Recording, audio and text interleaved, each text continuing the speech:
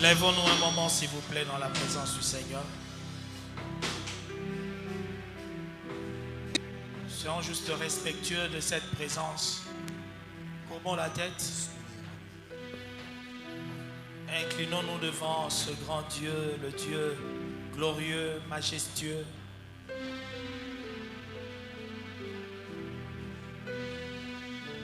Le roi nous invite. Il nous tend le sceptre pour que nous puissions. Approche-toi du trône. Le sceptre est étendu. Le roi ne criera pas pour que tu l'écoutes au loin. Approche-toi. Dis-lui, Seigneur, je viens. Seigneur, je viens. Je suis venu ce matin, pas au devant d'un homme, pas pour écouter un homme, mais pour t'écouter toi, le roi. Je me place à tes pieds comme Marie. Marie qui se plaçait aux pieds du maître. Marie qui avait choisi la bonne part. Oh Seigneur, accepte que nous puissions nous jeter à tes pieds. Jeter nos couronnes à tes pieds. Pas seulement nos couronnes, mais nos personnes. Être là, à tes pieds, pour t'écouter, communier avec toi. Cher Saint-Esprit, tu es le protocole parfait. Tu es celui qui nous conduit à Dieu. Tu es celui qui nous ouvre le chemin. S'il te plaît, de même qu'Eliezer a conduit Rebecca vers Isaac, il a conduit l'épouse vers l'époux. Cher Saint-Esprit, sois notre Eliezer ce matin. Conduis-nous vers l'époux. Amène-nous vers l'époux. Et que l'esprit et l'épouse disent à l'époux, viens. L'esprit et l'épouse disent, viens Seigneur Jésus. Viens à nous ce matin. Nous te désirons Seigneur de tous nos cœurs. Au nom du Seigneur Jésus, nous avons ainsi prié. Est-ce que nous pouvons acclamer maintenant le roi?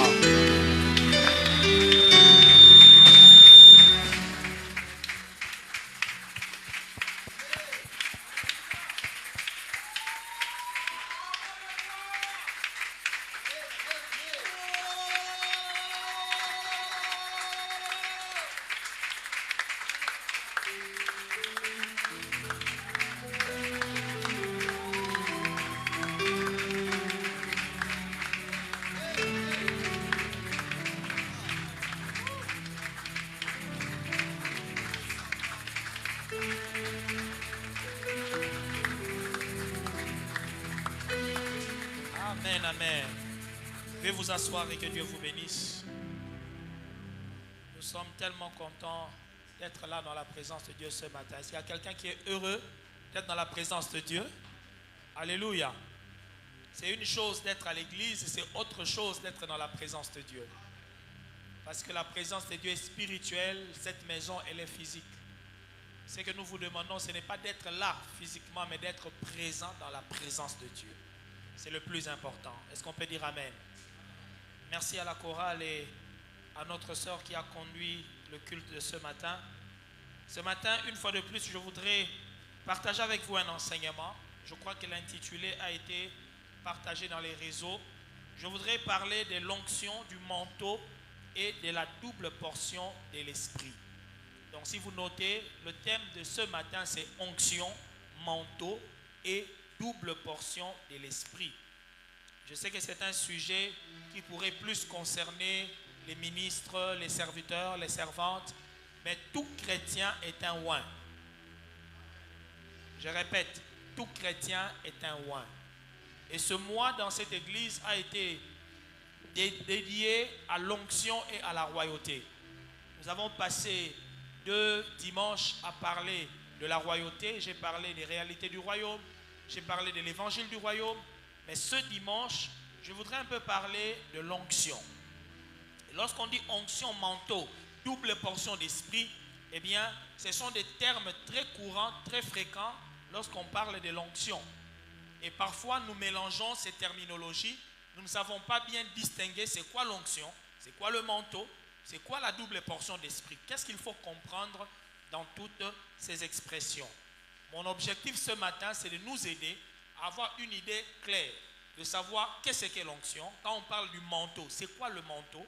Et lorsqu'on dit double portion d'esprit, à quoi fait-on allusion? Amen. Nous allons faire 3 longues lectures et je vous demanderai de rester carrément assis et on va lire la parole de Dieu puisqu'il s'agit d'un enseignement. Je suis dans 1 Roi chapitre 19, 15 à 21. C'est notre premier texte. 1 Roi 19, 15 à 21. Et la seconde lecture sera dans 2 Rois chapitre 2, versets 9 à 15. Et nous allons terminer avec Luc chapitre 1er, le verset 13 à 17. 1 Roi 19, 15 à 21. 2 Rois 2, 9 à 15. Luc 1, 13 à 17. Je m'en vais rapidement lire 1 Roi 19, 15 à 21. Nous lisons au nom du Seigneur Jésus. L'Éternel lui dit, va, reprends ton chemin par le désert jusqu'à Damas, et quand tu seras arrivé, tu oindras Hazaël pour roi de Syrie. Tu oindras aussi Jéhu, fils de Nimshi, pour roi d'Israël, et tu oindras Élisée, fils de Shaphat, d'Abel-Méhola, pour prophète à ta place. Élie partit de là et il trouva Élisée. Je saute, je pars au verset 19 pour raison de temps. Verset 19. Élie partit de là et il trouva Élisée, fils de Shaphat, qui labourait. Il y avait devant lui 12 paires de bœufs et il était avec la 12e. Élie s'approcha de lui et il jeta sur lui son manteau. Dites avec moi son manteau. Élisée, quittant ses bœufs, courut après Élie et dit, laisse-moi embrasser mon père et ma mère et je te suivrai. Et lui répondit, va et reviens, car pense à ce que je t'ai fait. Après s'être éloigné d'Élie, il revint prendre une paire de bœufs qu'il offrit en sacrifice. Avec l'attelage des bœufs, il fit cuire leur chair et la donna à manger au peuple. Puis il se leva, suivit Élie et fut à son service. 2 Rois chapitre 2, je commence au verset 9. Lorsqu'ils eurent passé, Élie dit à Élisée, demande ce que tu veux que je fasse pour toi avant que je sois enlevé d'avec toi. Élisée répondit, qu'il y ait sur moi, je te prie, une double portion de ton esprit. Élie dit, tu demandes une chose difficile, mais si tu me vois pendant que je serai enlevé d'avec toi, cela t'arrivera ainsi. Sinon, cela n'arrivera pas. Comme ils continuaient à marcher en parlant, voici un char de feu et des chevaux de feu les séparèrent l'un de l'autre. Et Élie monta au ciel dans un tourbillon. Élisée regardait et criait, mon père, char d'Israël et sa cavalerie. Et il ne le vit plus. Saisissant alors ses vêtements, il les déchira en 2 morceaux. Et il releva le manteau qu'Élie avait laissé tomber. Puis il retourna et s'arrêta au bord du Jourdain. Il prit le manteau qu'Élie avait laissé tomber et il en frappa les eaux et dit, où est l'Éternel, le Dieu d'Élie? Lui aussi, il frappa les eaux qui se partagèrent ça et là, et Élisée passa. Les fils des prophètes qui étaient à Jéricho, vis-à-vis, l'ayant vu dire, l'esprit d'Élie repose sur Élisée. Et ils allèrent à sa rencontre et se prosternèrent contre terre devant lui. Luc 1, 13 à 17. Mais l'ange lui dit, ne crains point, Zacharie, car ta prière a été exaucée. Ta femme Élisabeth enfantera un fils et tu lui donneras le nom de Jean. Il sera pour toi un sujet de joie et d'allégresse, et plusieurs se réjouiront de sa naissance, car il sera grand devant le Seigneur. Il ne boira ni vin ni liqueur enivrante, et il sera rempli de l'Esprit Saint dès le sein de sa mère. Il ramènera plusieurs des fils d'Israël au Seigneur leur Dieu. Il marchera devant Dieu avec l'esprit et la puissance d'Élie, pour ramener les cœurs des pères vers les enfants et les rebelles à la sagesse des justes, afin de préparer au Seigneur un peuple bien disposé. Parole du Seigneur. Onction, manteau, double portion. Je disais tantôt que chaque fois qu'on parle de l'onction, on fait un débat biblique autour de l'onction dans nos milieux chrétiens, ces expressions reviennent fréquemment. Les jeunes gens qui sont dans les ministères, ils cherchent à avoir le manteau d'un aîné, d'un grand. On a lu l'histoire d'une femme puissante dans un livre, et puis on s'est dit, je voudrais avoir le manteau de cet homme. Seigneur, donne-moi la double portion de ton esprit.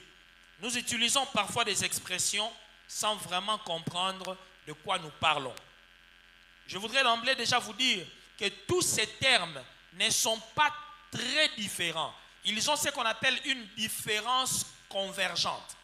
C'est-à-dire, ils vont tous dans la même direction, mais c'est comme une évolution, c'est comme des degrés, c'est comme des étapes. Quand on parle de l'onction, c'est comme un premier degré. Lorsqu'on parle du manteau, c'est un autre aspect de l'onction. Et quand on parle de la double portion aussi de l'esprit, c'est encore un autre level, mais toujours dans le domaine de l'onction. Est-ce qu'on peut dire amen?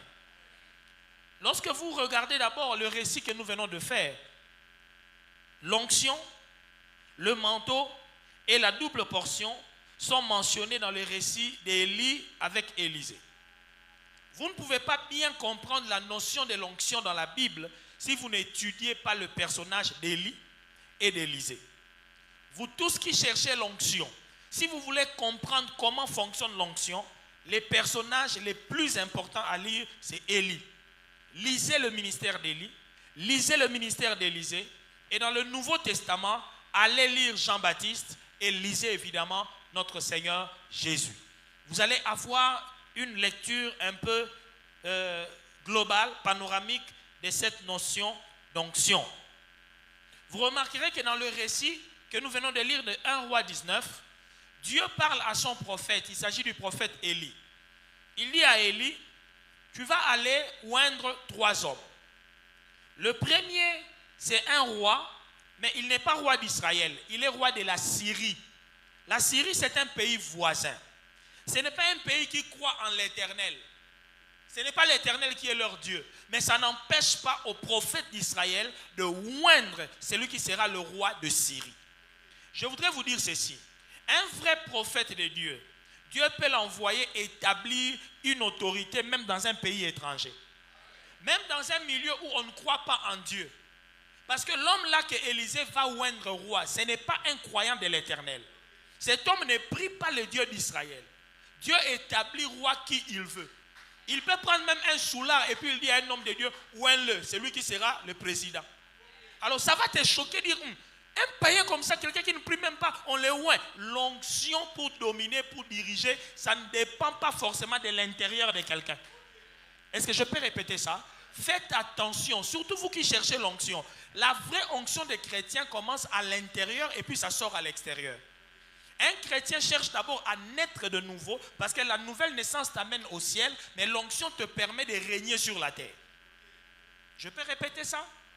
Lorsque je parle de l'évangile du royaume, chercher la nouvelle naissance, frère, ça te fait entrer au ciel. Sans la nouvelle naissance, tu n'entres pas dans le royaume. Mais pour régner sur la terre, manifester le royaume sur la terre, tu as besoin de l'onction. Amen, amen. Élie donc va oindre un païen, Hazaël, comme roi de Syrie. Ensuite, Dieu lui dit, tu vas oindre aussi Jéhu comme roi d'Israël. Il y avait un roi en Israël. Mais Dieu dit, oint quelqu'un d'autre qui va devenir roi. Jéhu n'est pas roi. Ce n'est qu'un militaire. Mais on le oint anticipativement pour devenir roi. Est-ce que quelqu'un me comprend? Lorsque Samuel a oint David, David avait 17 ans. David est devenu véritablement roi à 30 ans. Il s'est écoulé 13 ans entre le moment où on l'a oint et le moment où il est devenu roi. Cela veut dire que l'onction, tu peux la recevoir aujourd'hui, mais les résultats de l'onction peuvent se manifester après plusieurs années. Il y a des gens maintenant, lorsqu'ils reçoivent l'onction, ils veulent l'instantané. Et c'est ça le problème de beaucoup de chrétiens. On l'a oint, il veut que la chose se manifeste immédiatement. Non, entre le moment où on te oint et le moment où tu es établi par ton onction, il peut s'écouler du temps. Est-ce que ça passe? Il oint Jéhu comme roi d'Israël. Ensuite, Dieu lui dit, tu oindras Élisée, fils de Shaphat, pour prophète à ta place. Soulignez bien ça. Tu ne le oins pas seulement pour prophète, mais tu le oins pour prophète à ta place. Ici, dans l'histoire, quand vous lisez les textes, Élie vient de démissionner. Élie vient de dire à Dieu, je ne suis pas meilleur que mes pères. Le travail que tu m'as donné est tellement dur. Je n'y arrive pas. Prends ma vie. À 2 reprises, Élie a demandé la mort.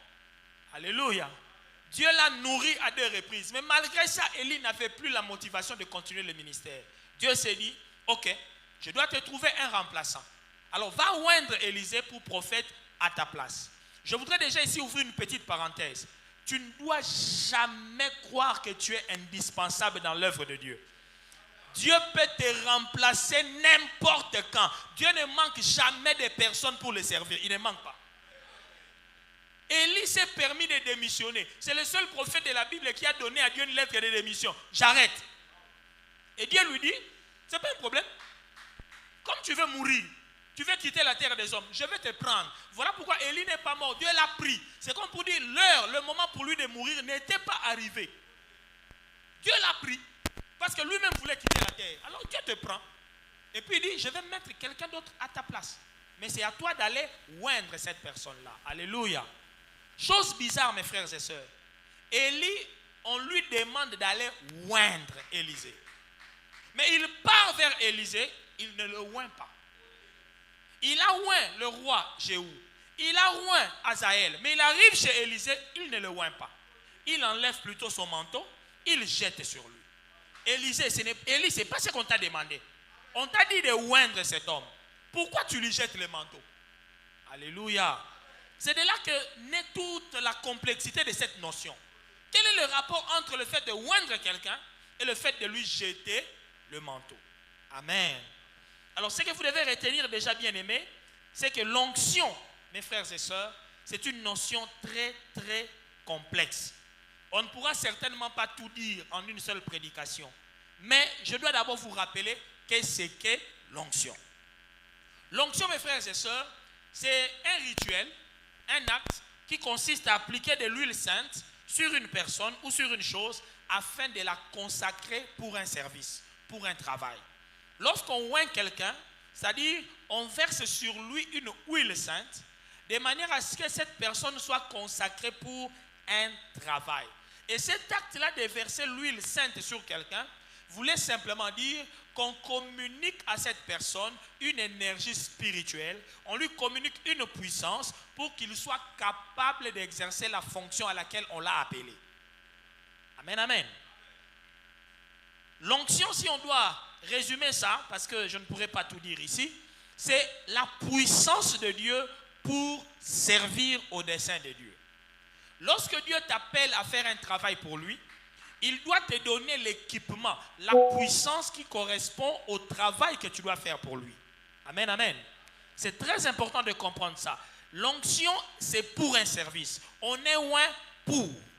Dans Luc 4, Jésus a dit, l'Esprit du Seigneur est sur moi, car il m'a oint pour annoncer la bonne nouvelle aux pauvres. On n'est pas oint pour le plaisir d'être oint. Quand Dieu oint quelqu'un, c'est pour un travail, c'est pour un service spécial que la personne doit faire. Et l'onction, bien aimée, c'est cette puissance, cette force surnaturelle qui vous permet d'exercer votre fonction au-delà même des limites humaines. L'exemple biblique la plus simple, c'est David, je venais de le dire. Dieu choisit David comme roi, il dit à Samuel, oins-le. À partir du moment où on déverse de l'huile sur David, la Bible dit, l'Esprit de l'Éternel saisit David, depuis ce moment-là et dans la suite. Suivez-moi très bien. Parce que même dans cette église, lorsque nous répandons de l'huile sur vous, quand on applique l'huile sur vous, beaucoup de gens disent, nous dans notre église, on n'utilise pas d'huile, on n'utilise pas de l'eau. Vous ne comprenez pas le langage spirituel. Cette huile-là, ce n'est pas une huile mystique, bizarre, non. L'huile symbolise la puissance du Saint-Esprit. Lorsqu'on déverse de l'huile sur quelqu'un, c'est un message qu'on donne au Saint-Esprit pour lui dire, voici la personne sur qui tu dois donner la puissance pour faire ce travail-là. L'huile sert simplement des points de contact, d'indication. C'est ici que l'Esprit doit agir. Ce n'est que ça. Il n'y a pas d'huile qui guérit les gens, il n'y en a pas. Si on commence à vous vendre dans cette église une huile qui vous guérirait, c'est du mensonge, c'est du charlatanisme. Nous ne vous vendrons jamais comme ça une huile ou une eau. Non, voilà, cette huile ici, $20, tu achètes ça.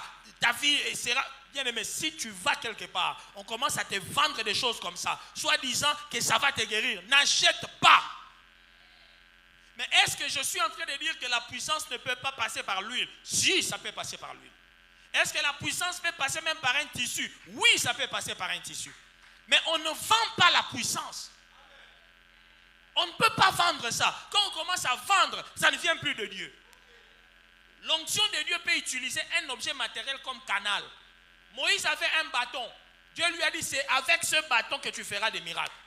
Un prophète qui marche toujours avec un bâton. Quand il veut opérer, il touche avec le bâton. Il veut faire sortir de l'eau, le bâton. Il veut fendre la mer, le bâton. Si aujourd'hui un prophète comme ça apparaissait, qui n'a que toujours son bâton, est-ce que vous allez croire? Vous allez dire que c'est un magicien. Mais c'est Dieu qui a dit à Moïse d'avoir toujours son bâton. Dieu peut te dire aussi, marche toujours avec ta bouteille d'huile d'onction. Ce n'est pas que cette bouteille-là contient Dieu. Non, cette bouteille est un instrument pour faire agir Dieu. L'onction, bien-aimée dans le Seigneur, c'est la main de Dieu qui s'associe à la main de l'homme pour accomplir une tâche qui est confiée à l'homme.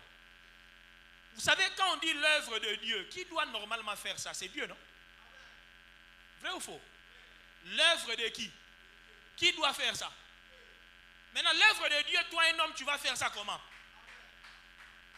Si c'est l'œuvre de Dieu, donc c'est Dieu qui doit le faire, mais à travers toi. Donc là où toi tu mets ta main, il faut une main invisible qui accompagne ta main dans ce que tu fais. Et cette main invisible là qui doit accompagner ta main, c'est ça, l'onction. Si tu n'as pas l'onction, tu es en train de servir Dieu, tu t'efforces à faire un travail qu'un homme ne peut pas faire. Un homme ne peut jamais faire ce que Dieu seul peut faire. Comment un homme peut faire ce que Dieu peut faire? L'homme est limité, mais Dieu est illimité. Donc si Dieu t'appelle à faire son travail, il faut lui dire, j'ai besoin de toi-même que tu viennes faire ton travail à travers moi. Et quand Dieu vient pour faire son travail à travers toi, donc il te donne l'onction. L'onction, c'est une partie de Dieu sur l'homme. C'est la divinité de Dieu sur l'humanité de l'homme. Voilà pourquoi un oint devient un Dieu. Quelqu'un m'a capté?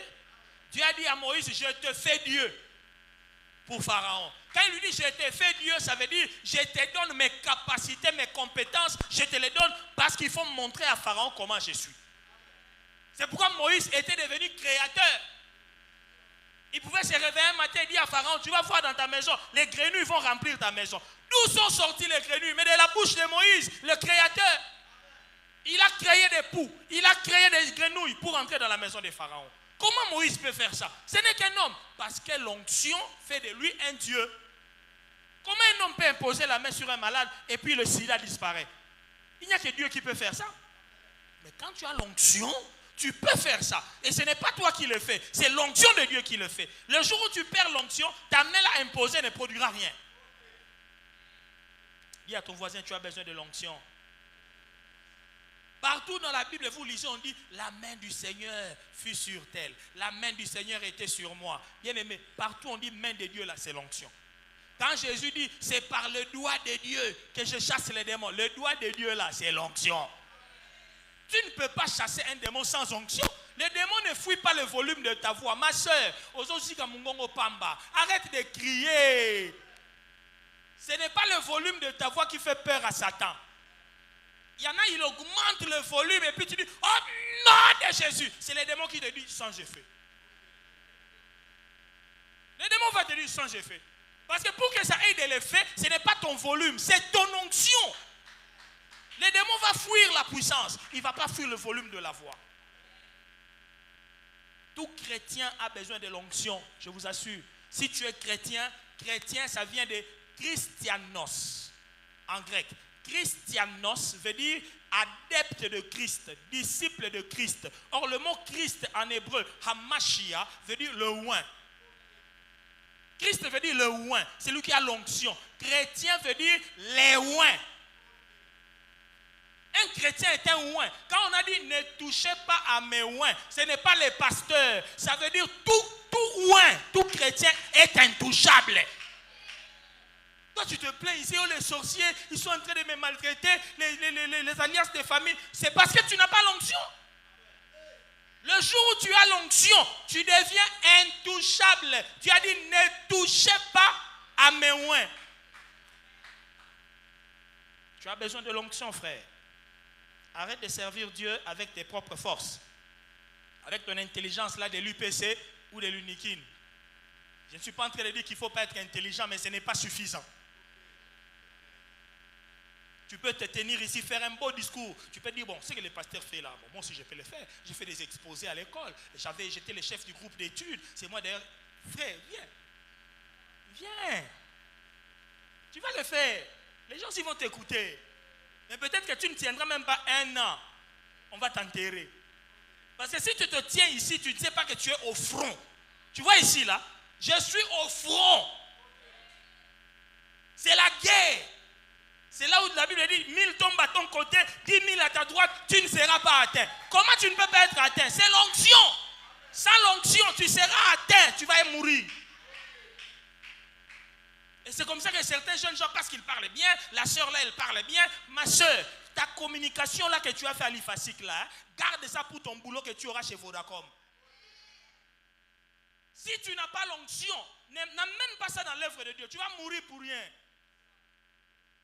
Ici, c'est l'onction ou rien. Dieu a dit à Élie, va le oindre pour prophète. Ça veut dire, s'il n'est pas oint, il ne peut pas être prophète. Quand tu es prophète, je suis pasteur, et je suis ceci, berger, frère, est-ce que tu es oint? Si tu n'es pas oint, tu ne l'es pas. Même si tu dis que je le suis, tu ne l'es pas. C'est l'onction qui te qualifie. Dis encore à ton voisin, tu as besoin de l'onction. Vous tous qui avez été établis ici, berger, chef de département, ma soeur, tu te réjouis? Est-ce que tu dois te réjouir parce qu'on t'a nommé? Tu ne sais pas. Élie est en train de démissionner. Frère, Élie est en train de démissionner. Tu envies Élie, mais il démissionne. Pourquoi? Parce que sa tête est mise à prix. La reine Jézabel a décidé, il a dit à Élie, tu vois, comme tu as tué les prophètes là, que je sois maudite par mes dieux si je ne coupe pas ta tête. Élie a commencé à fuir. Toute sa vie, il est devenu réfugié. Il ne fait que fuir. Il ne fait que fuir. Il n'a pas un endroit pour dormir. Il est poursuivi. Et puis il arrive sous un arbre et dit à Dieu, tue-moi. Le ministère, ça va te puiser, te ruiner au point de vouloir la mort. C'est pourquoi si vous voyez quelqu'un était pressé de devenir homme de Dieu, il n'a pas encore compris. Souvent les gens qui sont vraiment appelés, ils fuient Dieu. Ils donnent des arguments. Moi je ne sais pas parler, j'ai bégayé. Dieu dit c'est moi qui ai créé la bouche. Je serai avec toi. Mais les gens qui sont pressés, on ne l'a même pas encore appelé, mais il est pressé. Pasteur, dernièrement, un de nos fils, je ne lui ai même pas encore donné la réponse. Je lui avais dit, je te donnerai la réponse quand on sera nous tous avec les pasteurs. Un de nos fils fait un rêve. Dans ce rêve, qu'est-ce qu'il voit? Ils étaient comme dans une grande salle, une grande cour selon lui-même. Et ils étaient tous là en train de travailler dans cette grande cour-là, mais il faisait très chaud. Et lui n'était pas à l'aise dans cette grande cour-là, il y avait plein de gens. Et il a vu un bureau à côté dans lequel moi j'étais. Et mon bureau là-bas, ça semblait classe, climatisé, tout était bien. Et lui, il disait, ah, moi je suis ici, il fait chaud ici. J'aurais aimé travailler dans les bureaux là-bas. Et il me voit sortir du bureau en question. Et je vais lui dire, ok, toi tu peux, moi je rentre déjà, j'ai fini. Tu peux entrer pour aller travailler là-bas à mon bureau. Et lui, il était content. Il s'est dit, je suis en train de quitter la cour de tout le monde pour aller dans le bureau du pasteur. Et une fois qu'il entre dans le bureau du pasteur, il ferme la porte, il remarque que ce sont des toilettes. Oui, des toilettes là-bas, 2, 3 toilettes. Et quand il entre là-bas, en fait, le travail qu'on fait là-bas, c'est de nettoyer les toilettes. Alors quand il m'a raconté ça, j'ai beaucoup ri. Je lui ai dit, jeune homme, je ne te donne pas l'explication maintenant. J'attendrai le jour où on sera avec les autres pasteurs et je vais t'expliquer. Mais je me permets de lui expliquer ça devant vous tous parce que ça doit vous édifier vous tous. Tu peux envier le bureau climatisé que tu vois là-bas. Papa, c'est une toilette. Le ministère pastoral, Jésus a dit, venez à moi, vous tous qui êtes fatigués. Mais c'est ça la toilette. Quand quelqu'un est fatigué de ses charges, il va à la toilette pour tout déposer. Nous, on est là pour recevoir les charges des gens, les problèmes des gens. Et tu n'as même pas le droit de refuser. Et quand tu reçois ces charges-là, tu dois encore nettoyer pour que l'odeur ne sorte pas. Tu ne peux pas dire ce qu'on te dit là-bas. Tu ne peux pas te plaindre des souffrances que tu as là-bas. Mais les gens qui sont dehors, ils t'envient. Frère, tu envies le ministère? Tu ne sais pas. C'est ennuyant. Parfois, on a envie d'enlever ça, de jeter, de dire à Dieu, prends quelqu'un d'autre. Laisse-moi souffler, vivre avec ma femme et mes enfants. Ce n'est pas du bonheur, ce n'est pas de la joie. Donc si Dieu ne t'appelle pas, ne viens pas. Je te déconseille, ne viens pas. Attends que Dieu t'appelle. Et c'est là où Élie montre à Élisée la clé des choses. Élie, on lui dit, va oindre Élisée. Mais il va, il se dit, non. Il n'y a pas d'onction sans appel. Il n'y a pas d'onction sans fonction. Et je t'explique maintenant c'est quoi le manteau. Le manteau, bien-aimé dans le Seigneur, c'est l'appel à une fonction. Quand on parle d'un manteau dans la vie normale comme ça, c'est une longue robe que l'on met par-dessus comme un survêtement pour se protéger des intempéries, du froid, etc., etc. Mais dans la Bible, le manteau symbolise une fonction, telle que la royauté, telle que les sacerdoces, telle que le prophétique. C'est la tenue de travail. C'est comme un médecin a sa blouse blanche. Quelqu'un me comprend? Un avocat, on a un maître héritier qui est là, ils ont leur toge noire avec la petite cravate là en blanc. Les pasteurs, ils ont leur toge. Le militaire a sa tenue, le policier a sa tenue. Ce n'est pas la tenue du soldat qui combat, mais la tenue te montre qui il est. Autrement dit, lorsque Élie va chez Élisée, il se dit, si je le oins seulement, il risque de croire que lui aussi est devenu roi. Mais je viens de oindre un roi. Mais lui, il n'a pas l'appel à être roi. Lui, il a l'appel à être prophète à ma place. Donc, je l'appelle d'abord. Il enlève le manteau, il jette sur lui, comme pour lui dire, tu es appelé toi aussi à porter ce manteau. Parce qu'en Israël, les prophètes portaient un manteau de poil. Tout prophète en Israël portait un manteau de poils d'animaux. Poils de chèvres, poils de chameaux, poils de quoi encore? Notre ami Jean-Baptiste, lui il portait une tenue, pas en poil de chèvre, c'était en poil d'autre chose. Le nom m'échappe. Mais tout prophète, je dis bien, tout prophète en Israël, il portait un manteau de poils.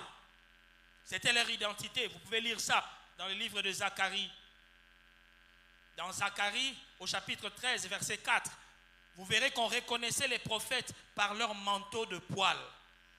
Et ce manteau-là de poils montrait à quoi cet homme est appelé. Cet homme exerce quelle fonction? Élie donc a décidé de jeter d'abord le manteau sur Élisée pour lui dire, tu es appelé à tel service. Tu es appelé à devenir prophète. Bien-aimé, l'appel est important parce que c'est ça qui détermine la nature de l'onction qui viendra sur toi. Si tu es appelé à être prophète, l'onction qui vient sur toi est une onction prophétique. Si tu es appelé à être roi, l'onction qui vient sur toi sera une onction royale. Donc c'est ton appel qui détermine la nature de l'onction qui viendra sur toi. Est-ce que ça passe? Donc le manteau, bien-aimé dans le Seigneur, dans la Bible, symbolise d'abord un appel qui t'est lancé pour une fonction, pour un service. Lorsqu'Élie jette donc son manteau sur Élisée, il lui dit, tu as le même appel que moi. Alors, lorsque tu veux chercher le manteau de quelqu'un, là je parle maintenant aux jeunes gens, vous qui êtes dans les ministères, n'aspire pas à un manteau pour lequel tu n'es pas appelé. Tu veux avoir le manteau de Heidi Nabala. Mais est-ce que tu as le même appel que Heidi Nabala? Si tu as l'appel à être évangéliste, tu ne peux porter que le manteau d'un autre évangéliste. Cherche à savoir, Renard Bonke, il est évangéliste. Donc, je peux avoir le manteau de Renard Bonke parce que moi aussi, Dieu m'a appelé à être évangéliste. Un médecin ne peut pas porter la blouse de l'avocat. C'est un faux usage de faux. Tu n'es pas appelé à cette fonction ou à cet office-là. C'est très important de comprendre que le manteau symbolise d'abord et avant tout un appel. Mais le manteau dans la Bible symbolise aussi un partage d'alliance. J'ai dit un partage d'alliance. Dans 1 Samuel 18 au verset 4, vous avez l'histoire de David qui reçoit le manteau royal d'un prince. Il commence à porter le manteau d'un prince, mais lui n'est pas un prince. Il le porte parce qu'il est en alliance avec un prince. Je répète, un roi, plutôt 1 Samuel 18, 4. David est l'ami de Jonathan. Jonathan, c'est le fils du roi Saül. Tout fils de roi a un manteau princier. Il a un manteau qui montre son rang de fils royal. David, c'est un garçon de la brousse, famille pauvre. Mais il vient faire alliance avec Jonathan. Et par l'alliance qu'ils ont avec Jonathan, Jonathan enlève son manteau de prince, il donne à David. Désormais, David aussi marche avec un manteau de fils de roi, comme un prince. Mais dans son sang, il n'est pas un prince. C'est l'alliance qui fait de lui un prince. Est-ce que quelqu'un me comprend? Comment tu peux avoir le manteau de quelqu'un? Tu dois entrer en alliance avec cette personne. Alléluia. Il y a des gens ici, quand ils prient ou quand ils veulent aller faire le ministère, ils prient, Dieu de mon père Patrick Yeli, accompagne-moi. Frère, c'est facile de dire ça dans la bouche. Tu ne comprends pas. Toi, tu demandes que mon manteau t'accompagne dans le service que tu fais. Quelle est l'alliance que tu as avec moi? Toi et moi, ça fait combien? Quelle alliance on a, toi et moi? Quelle est l'alliance? Tu penses que parce que je suis ton pasteur, tu es en droit d'utiliser mon manteau? On n'utilise pas le manteau de quelqu'un comme ça. Même si tu es fils d'un militaire, essaye de porter la tenue militaire de ton père, sort. On va t'arrêter. Tu ne vas pas dire non, c'est la tenue de mon père. On va t'arrêter. Tu portes ça sur base de quoi? On ne prend pas le manteau de quelqu'un par plaisir parce qu'on veut le prendre. Non. Il faut une alliance avec cette personne. Et regardez comment l'alliance entre. Lorsque Élie jette le manteau sur Élisée, Élisée prend le manteau, il dit, je vais dire au revoir à mes parents. Et puis, je reviens. Élie lui dit, va, reviens. Pense à ce que je t'ai fait. Pense bien à ce que je t'ai fait. C'est-à-dire, pense à l'opportunité que je te donne. Toi, de devenir comme moi. Élisée est parti, il a dit à ses parents au revoir. Il a laissé son travail de laboureur. La Bible dit, il a été au service d'Élie. Au service d'Élie. Un homme qui est appelé à l'onction, à être prophète, il devient d'abord domestique du prophète. Élisée était connu comme celui qui versait de l'eau sur les mains d'Élie quand Élie veut manger. C'était le premier travail du futur prophète Élisée. Et c'est ce que beaucoup de gens n'aiment pas faire. Dieu t'a appelé, oui. Est-ce que moi je vais refuser? Tu veux mon alliance? Tu dois d'abord me servir. Hein? Isaac a dit à son propre fils, le fils de ses entrailles, va, prépare-moi un repas que je mange, mon âme se réjouit, ensuite je te bénirai. Je te bénirai veut dire je te donnerai mon alliance. Parce que c'est Isaac qui avait l'alliance d'Abraham. Il a dit avant que je te le donne, tu dois me nourrir. Est-ce que c'est un garçon qui doit préparer pour papa? Maman est là. Pourquoi papa dit c'est toi qui vas préparer? Aujourd'hui tu prépares pour moi. Tu me donnes à manger, alors je te donne l'alliance. On ne donne pas l'alliance à n'importe qui. On donne l'alliance à un fils qui sert le père. Si quelqu'un capte ça, je suis en train de te donner les secrets de l'onction. Si tu comprends ça, ta vie va changer. Ta dimension de l'onction va changer. Quand je suis arrivé à Emmanuel Chama, j'étais déjà prédicateur. Je faisais des séminaires, on m'invitait par-ci, par-là. Mais Dieu m'a dit, avant de commencer la perle, il m'a dit, tu dois te soumettre aux pieds d'un aîné. Et j'ai prié le Seigneur, j'ai cherché la face de Dieu. Finalement, il m'a conduit au pied de l'apôtre Mbaka. Quand j'arrive au pied de l'apôtre Mbaka, premier travail que j'ai fait au pied de l'apôtre Mbaka, je deviens son interprète. Je ne prêchais pas à Emmanuel Chama. À Emmanuel Chama, je suis entré comme interprète de l'apôtre Mbaka. J'annulais des invitations de prédication pour l'interpréter. Vous imaginez, on t'invite d'aller prêcher un dimanche quelque part. J'ai dit, je ne peux pas venir parce que je dois interpréter mon père. Et j'étais son interprète. Après, il crée un bureau, il a besoin d'un secrétaire. J'ai dit, je vais être votre secrétaire. J'étais là à son bureau pour saisir ses prédications. J'étais à son service. Hein? J'étais à son service. Je ne prêchais pas. La première fois que moi j'ai prêché à Emmanuel Chama, c'est le jour où mon père a été retenu au travail. Je n'étais pas aussi le pasteur. Il appelle le pasteur. Pasteur, je ne saurais pas venir, il faut me couvrir. Mais il prêchait sur un sujet, sur le tabernacle. Mon pasteur, pasteur Césarine, ne connaissait pas ces messages-là. Et puis il dit, hey, Patrick, votre papa dit qu'il ne va pas venir. Mais les gens sont déjà là. Ils attendent l'enseignement sur le tabernacle. On va faire comment? Et puis je dis, bon, maman, moi j'ai déjà quand même un peu prêché sur le tabernacle là. Hey, dis-moi, tu sauras faire ça. J'ai dit, je peux me débrouiller un peu. Dis, bon, ça va, prépare-toi rapidement. C'est la première fois que je monte à la chaire d'Emmanuel Chama. Mais j'étais prédicateur. Et ce jour-là, quand je monte, je prêche en l'absence de papa. Les gens lui rapportent, ah, frère Patrick, il a prêché ton message, il a bien prêché. Puis il dit, comment ça il va? Il a bien prêché ça. Il dit, non. Il m'appelle, il me dit, Patrick, on m'a dit que tu as bien prêché. Bon, le mercredi prochain, je serai là moi-même, tu vas encore prêcher. Maintenant, lui-même est venu ici assis et je devais prêcher son message à lui. La tabernacle. Il était assis. Et là, j'ai eu le temps de me préparer maintenant. Parce que l'autre fois, c'était brusque. Je me suis préparé et j'ai prêché. Et quand papa écoute, il dit, on va continuer ce séminaire, toi et moi. Toi, tu prêches les mercredis, moi, je prêche les vendredis et les dimanches.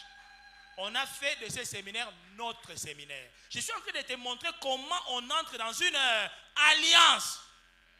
Serre le Père. Moi, je n'avais pas honte de porter le sac de mon papa. Partout où il allait prêcher, j'étais là derrière pour l'interpréter, pour porter son sac. J'ouvre la portière. Alléluia. Je ferme vite parce qu'il y en a qui risquent de tout comprendre. Il faut qu'il y en ait qui ne comprennent pas tout. Hein? C'est comme ça le principe. Jésus parlait en parabole pour que les uns n'écoutent pas. Il disait que ceux qui ont des oreilles seulement pour entendre, qu'ils entendent. C'est lui qui a déjà entendu, il a entendu. L'alliance bien-aimée dans le Seigneur est symbolisée aussi par le manteau. Oh, je n'ai plus de temps, mon temps est fini. Quand vous lisez votre Bible, vous verrez que dans Apocalypse 19, 13, Jésus porte un vêtement qui est teint de sang. Il a un vêtement teint de sang. Le sang, c'est l'alliance. Le vêtement, c'est l'alliance. Et la Bible nous dit que nous sommes revêtus de Christ, revêtus de l'homme nouveau. Vous voyez, quand on dit qu'on est revêtu de l'homme nouveau, cela veut dire nous sommes revêtus de la nouvelle alliance. Christ devient un vêtement pour nous, ça devient une alliance que tu portes. Si tu es en alliance avec ton Père, en alliance avec un homme de Dieu, tu peux aller servir avec son manteau. Tu peux dire que le manteau de mon Père soit avec moi, parce que tu es en alliance avec le Père. Et ce manteau dont on parle là, bien aimé dans le Seigneur, ça symbolise aussi l'équipement de puissance pour un ministère spécifique. Le manteau symbolise l'équipement de puissance pour un ministère spécifique. C'est comme la tenue de combat. Écoutez, la Bible nous dit dans Luc 4, 14 que Jésus était revêtu de puissance. Revêtu de puissance. Et vous savez, quand on est revêtu, ça donne revêtement. Nous, on a des revêtements de téléphone. Vous comprenez c'est quoi un revêtement, non? Revêtement. C'est-à-dire, tu es toi, mais il y a quelque chose d'autre qui vient te revêtir dessus. Écoutez, l'onction descend sur les vêtements. C'est dans le psaume 133. C'est comme l'huile précieuse qui descend sur la tête, sur la barbe d'Aaron et sur le bord de ses vêtements. Les vêtements sont teintés de l'huile. Donc l'onction repose sur le manteau. Ça va? L'onction repose sur la fonction. Tu as quelle fonction? J'ai telle fonction. Ton onction repose sur ta fonction. Maintenant, Jésus, il dit qu'il a été oint pour guérir. Ça veut dire, sur ses vêtements, il y a une onction de guérison. Ça fait que quiconque peut toucher même ses vêtements peut être guéri. Donc il y a un équipement de puissance qui est sur lui comme un vêtement, comme un manteau. La Bible dit que Jésus pouvait passer quelque part et on lui demandait seulement de permettre à ce que les gens touchent ses vêtements. Et tous ceux qui les touchaient étaient guéris. Pourquoi? Il avait l'office du guérisseur. Est-ce que ça passe? Écoute, si tu fais un rêve et tu te vois dans ces rêves-là avec une tenue, une fonction que tu n'as pas le jour, tu te vois avec la blouse des médecins, ne va pas seulement faire la médecine à l'uniquine. Peut-être que Dieu te signale que tu as un manteau pour la guérison divine. Donc tu dois chercher l'onction de guérison. Et si tu as cette onction de guérison, c'est comme un par-dessus. Tu me vois comme ça, mais j'ai un manteau. Le manteau là, c'est l'onction spécifique à mon don ou à mon appel. Le psaume 61 dit ceci. Car il m'a revêtu des vêtements du salut, il m'a couvert du manteau de la délivrance. Vous entendez? Il y a un manteau de délivrance, il y a un manteau de guérison. Tout dépend de l'office, de la fonction que tu occupes. Le manteau qui va te couvrir, si c'est un manteau de délivrance, quand tu arrives quelque part, tu viens comme un délivreur. Tu viens comme un libérateur. Donc quand toi tu arrives, tous ceux qui sont captifs, tu vas les délivrer. Parce que tu as l'office, donc la fonction, et l'équipement pour exercer cette fonction-là. Que Dieu te donne un manteau ce matin. Pendant que je parle, que Dieu te donne un manteau qui correspond à ton appel, qui correspond à ta fonction, qui correspond à ta destinée. Tu dois avoir un manteau. Et si tu vois quelqu'un d'autre avoir ce manteau-là, s'il te plaît, si tu vois quelqu'un avoir un manteau, que toi aussi tu aspires au même manteau, cherche à avoir une alliance avec cette personne. Cherche une alliance. Je dois terminer. Je saute beaucoup de choses parce que le temps m'est imparti et vraiment largement dépassé. Alors, qu'est-ce qu'on doit comprendre par la double portion? Vous savez, c'est quand même bizarre de voir quelqu'un. Au départ, on avait dit seulement on doit le oindre. Va, oint Élisée. Déjà, on ne l'a pas oint. On lui a jeté les manteaux. Finalement, il devient le domestique du prophète. Il lave les mains du prophète, il lave ses vêtements. C'est lui qui s'occupe du prophète. Parce que le prophète n'est pas marié. Et vous allez comprendre ce que je dis là. Le prophète là n'est pas marié. Élie n'a eu ni femme ni enfant. Vous verrez qu'Élisée aussi, il n'a eu ni femme ni enfant. Quand vous allez voir Jean-Baptiste qui a le même esprit, lui aussi, ni femme ni enfant. Quand on arrive à la dimension de la double portion de l'esprit de quelqu'un, on reçoit plus que l'onction de quelqu'un. On reçoit la vie de quelqu'un. Avec tous les aspects positifs et négatifs. C'est ça l'esprit de quelqu'un. Voilà pourquoi Élie, on cherchait à le tuer. Par qui? Par une reine, Jézabel. Il lui a dit, je vais te couper la tête. Dieu l'a fait échapper. Mais Jean-Baptiste vient avec l'esprit d'Élie. Qui cherche à tuer Jean-Baptiste? Une reine. Et la reine a fait quoi? Il lui a coupé la tête. Pourquoi? Il a reçu l'esprit de quelqu'un. Quand tu reçois l'esprit de quelqu'un, tu prends et son passif et son actif. Tu peux répéter même les erreurs de cette personne-là. Tu peux répéter certains aspects de sa vie. Si cet homme-là a eu à divorcer, fais gaffe, tu peux divorcer aussi.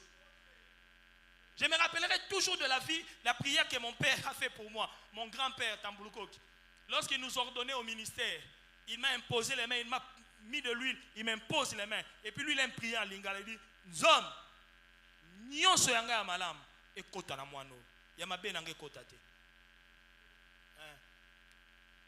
Parce que lorsque tu pries pour quelqu'un, si tu veux communiquer à quelqu'un quelque chose qui est vraiment de toi, tu peux lui donner et le bien et le mal.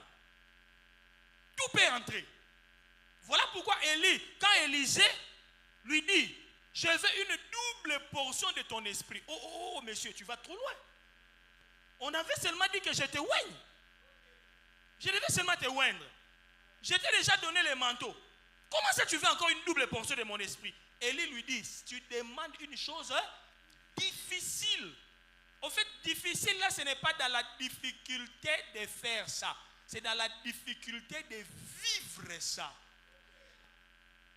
En fait, il est en train de dire, petit, tu ne sais pas. Moi, je suis en train de démissionner à cause de cette vie difficile. Toi, tu veux le double.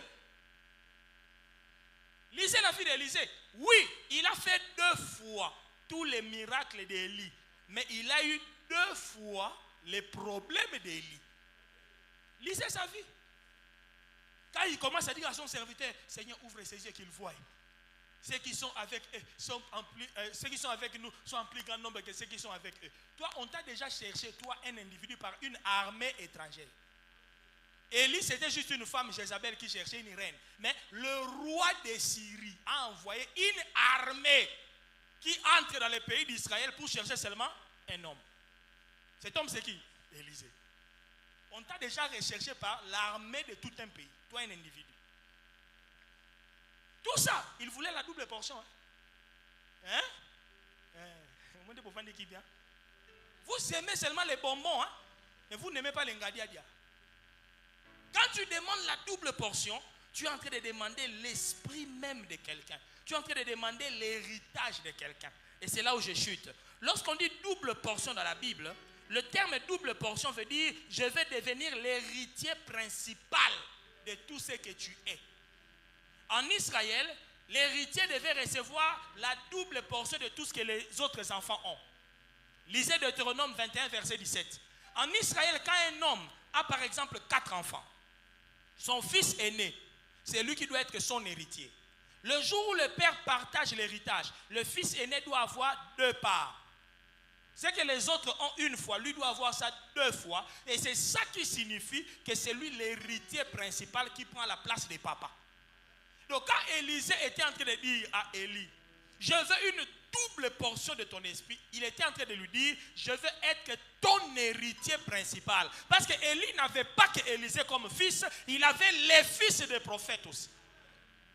Il avait d'autres fils qui étaient des prophètes. Mais Élisée voulait être l'héritier principal. Il a dit, je veux la double portion. Frère, quand tu veux devenir l'héritier de quelqu'un, le fils de quelqu'un, donc tu dois avoir son ADN.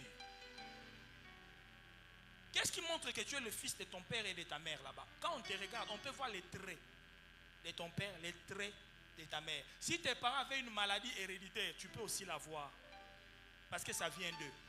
Donc tu reçois les traits positifs, mais tu peux aussi recevoir les traits négatifs. Élisée a dit, moi je suis prêt, je veux être ton fils, ton héritier à toi. Ah, tu demandes quelque chose de difficile. Tu veux donc la double portion de l'héritage. Bien-aimé dans le Seigneur, la double portion, on ne la donne pas à tout le monde.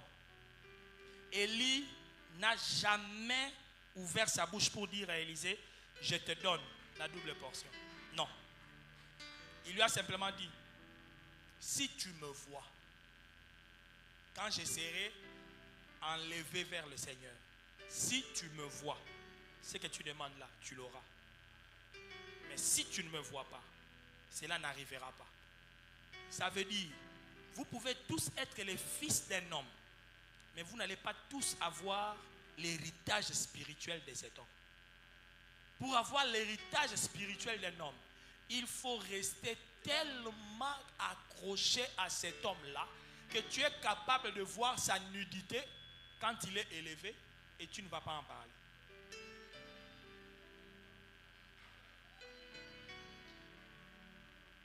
Élie a enlevé son manteau, il a jeté à Élisée. C'est tout ce qu'il a fait. Il n'a rien dit. Il a seulement enlevé son manteau, il a jeté.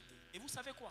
Lorsque les chars de feu, je pars vite pour terminer, amènent Élie, Élisée est en bas, il crie, mon père! Mon père! Il n'a pas dit notre père. Mon père. L'homme qui crie là, ce n'est pas un jeune homme. Il est chauve. Hein? Élisée est chauve. En matière d'âge, la Bible ne dit pas qu'Élisée était moins âgé qu'Élie. Hein? C'est la considération qu'il a envers cet homme. Il l'appelle mon père! Mon père!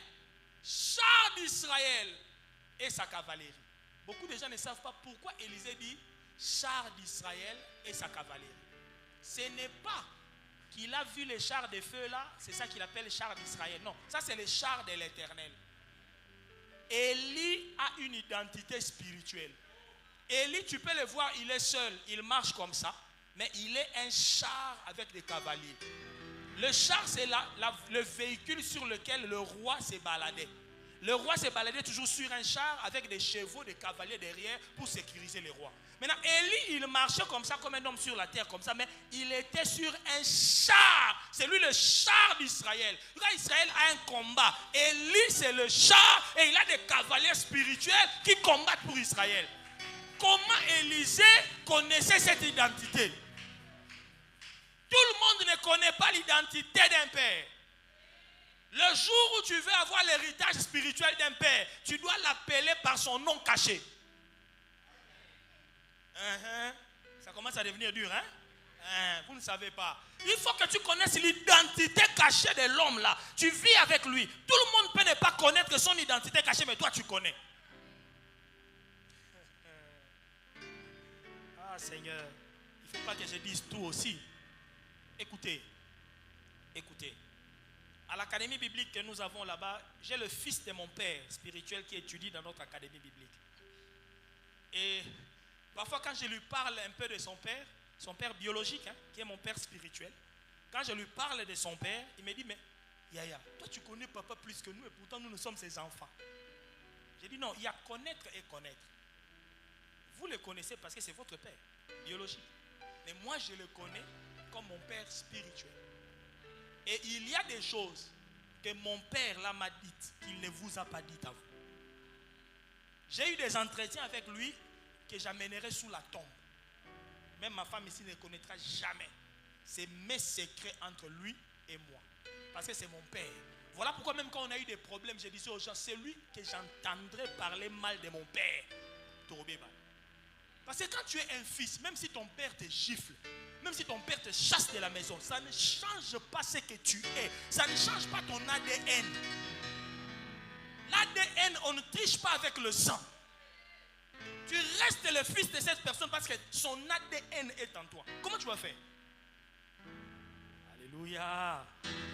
La double portion, c'est l'héritage spirituel. C'est la continuité même du ministère de quelqu'un. C'est le fait de prendre la place. Vous savez, ce jour-là, Élisée maintenant est devenu prophète à la place. Avant d'avoir la double portion, il était déjà prophète parce qu'il avait reçu le manteau. Le manteau l'a déjà fait entrer dans le prophétique, dans l'alliance. Élisée prophétisait déjà, mais il était l'un des fils des prophètes. Mais le jour où il reçoit la double portion, l'héritage, il prend la place maintenant des papas. Voilà pourquoi ces autres frères, fils des prophètes, ont dit l'esprit d'Élie est sur Élisée. Ils sont venus se prosterner devant leur frère. Hier il était leur frère, maintenant il est devenu leur père. Un fils peut devenir un père pour ses frères.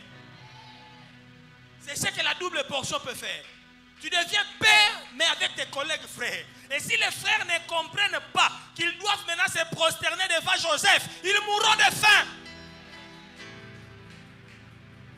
Voilà pourquoi certaines personnes, leur ministère tarit. Parce qu'il y a un fils qui était leur frère, mais qui a reçu le manteau de papa. Ils ne comprennent pas qu'ils doivent s'agenouiller devant les frères.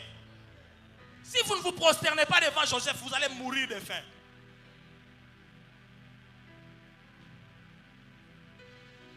La double portion, c'est l'héritage. Je ne suis pas venu ce matin donner le manteau ni la double portion. Je suis venu vous expliquer comment ça fonctionne. Que celui qui a des oreilles écoute ce que l'Esprit dit à l'Église. Que Dieu vous bénisse.